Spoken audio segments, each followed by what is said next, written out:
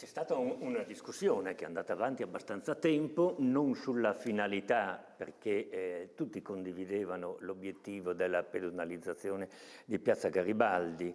ma sui tempi. I tempi sono un problema, anche perché in una città come Udine, ma come buona parte delle città italiane, il tema della mobilità, dei parcheggi è sempre stato uno dei temi più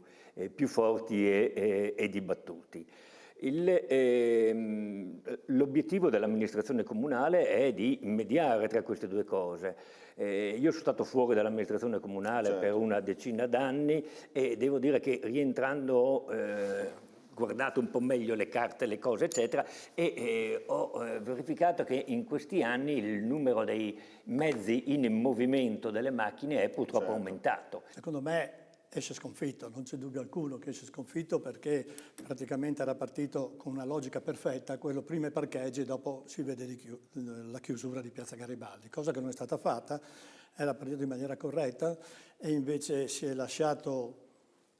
convincere, diciamo così, che per me è una parola sbagliata, ma diciamo così, perché in cambio gli è andato l'anticipo di piazza, scusate, del Moretti. Il Moretti sarà pronto nel 25,